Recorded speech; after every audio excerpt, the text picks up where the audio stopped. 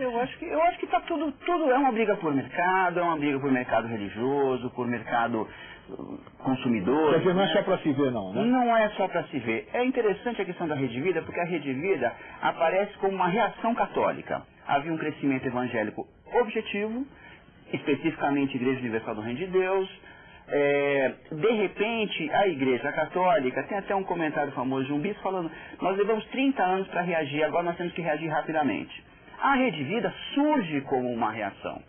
E é muito interessante porque em 2 anos, se não me engano, eles tinham 500 retransmissoras. Quer dizer, houve um esforço muito grande da comunidade católica para efetivar, para que, já foi falado que televisão é muito cara, você precisa ter um caixa muito grande, você precisa ter esse caixa centralizado.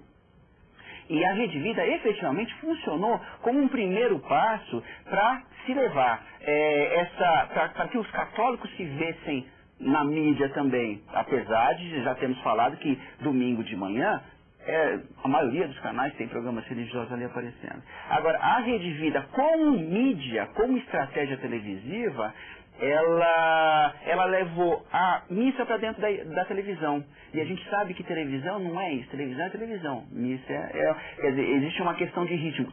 Tanto é que as novas iniciativas, século XXI, Canção Nova, são muito mais televisivas, muito mais preparadas para esses novos tempos midiáticos que a gente vive, do que a Rede Vida, que tem uma postura mais formal e mais...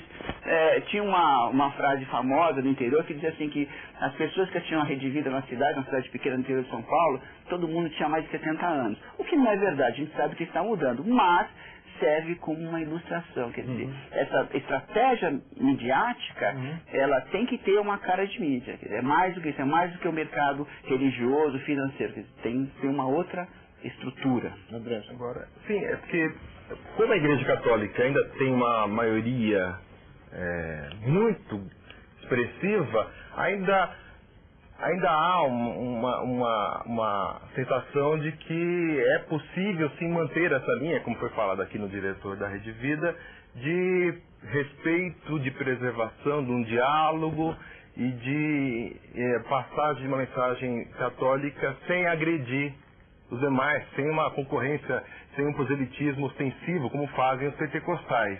Como faz a Canção Nova. E a presença Pois é. Há um proselitismo, mas, digamos, se comparado, no geral, com os pentecostais, foi um proselitismo acanhado ainda. Você concorda mesmo a Canção Nova e outra ainda Eu entendo que elas são bastante proselitistas, tanto quanto os pentecostais. E se está mudando, né? Pouco a pouco, esses padres que coordenam tanto a Canção Nova quanto a século XXI, eles têm imprimido um ritmo mais agressivo, mas isso ainda tem ganhado espaço pouco a pouco na CNBB. Agora, só voltando um pouco àquele ponto que foi colocado em relação às minorias, sobretudo as afro-brasileiras, é interessante notar que é o seguinte, até década de 50, vamos dizer assim, década de 60, o chamado o charlatanismo era algo bastante denunciado e perseguido. Isso, exatamente. Crime. E que passou a ser um palavrão. Né? Passou a ser um palavrão, algo em nome da liberdade, de expressão da liberdade religiosa. Né? O charlatanismo foi deixado de lado. Né? Então, hoje você vê várias coisas horríveis que acontecem, como foi relatado dessa igreja que você relatou aqui, né? E que não são enquadrados juridicamente como charlatanismo, coisa pior até. Né? Então eu acho que esse é um grande problema jurídico que você colocou, que está aí. Qual é o limite para a ação dessas igrejas? É um desafio, eu acho que é um desafio, você lembrou bem. É um desafio para os legisladores e para a justiça, né? Teve um caso já há algumas semanas de um rapaz que foi parado na rua por um pastor que disse que ele ia ganhar mais dinheiro, estava desempregado, ele vendeu o carro, doou para a igreja, não ganhou, se arrependeu, entrou na justiça e conseguiu o dinheiro de volta. Bom, aí a justiça agiu. Agiu, tem um precedente, um primeiro precedente que existiu.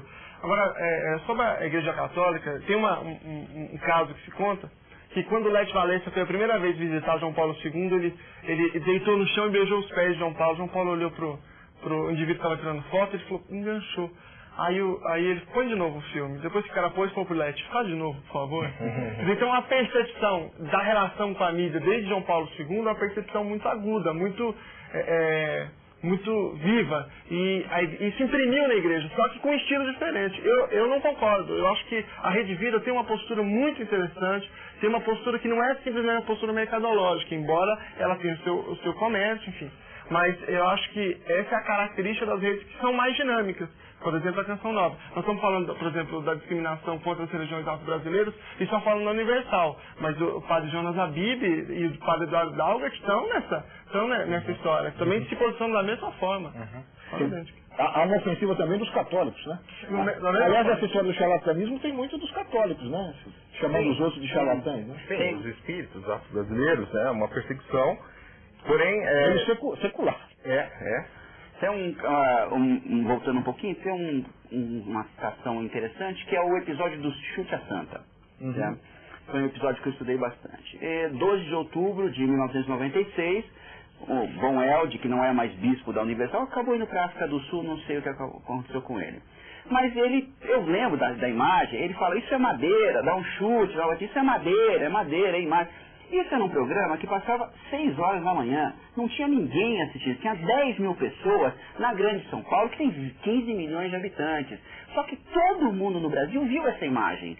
Por quê? Era a questão da luta, daquela guerra religiosa. O Sérgio Mota, ministro das Comunicações na época, usou essa expressão, guerra religiosa.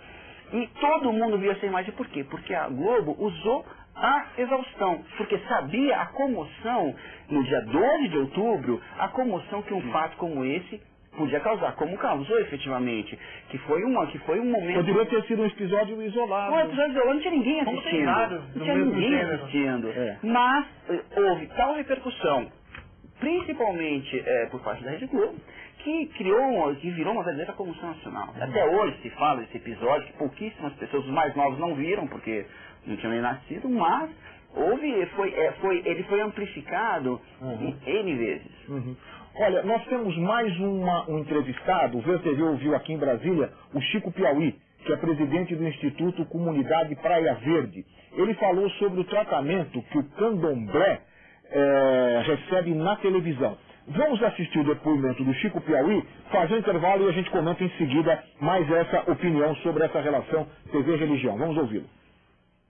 Nós temos jornais, que ainda são poucos, jornais impressos, programas de rádio, né, em rádio comunitárias e até TVs também comunitárias que tratam da cultura negra em geral. Mas não há uma organização do candomblé, da Umbanda, que faz parte desse movimento religioso nosso, de ter programas específicos de convencimento, né?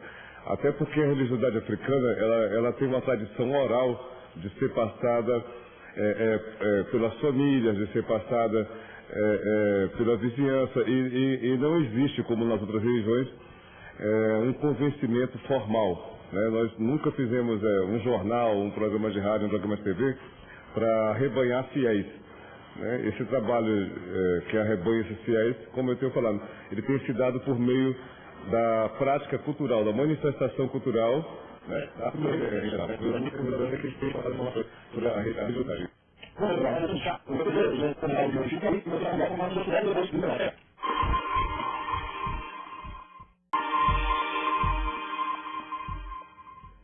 Estamos de volta com o VTV, que hoje está discutindo a presença das religiões na televisão brasileira. E antes de encerrarmos o bloco anterior, nós ouvimos o Chico Piauí, que falou sobre o candomblé. Nós não havíamos tocado especificamente nessa matriz religiosa.